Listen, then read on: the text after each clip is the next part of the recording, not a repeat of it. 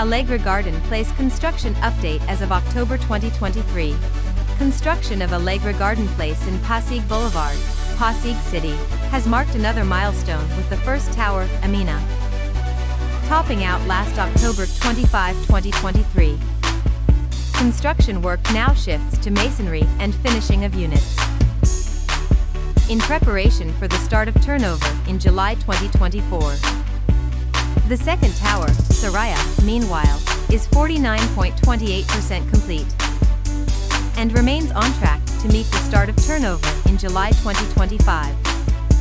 Upon completion, residents will enjoy the perks of a resort-inspired home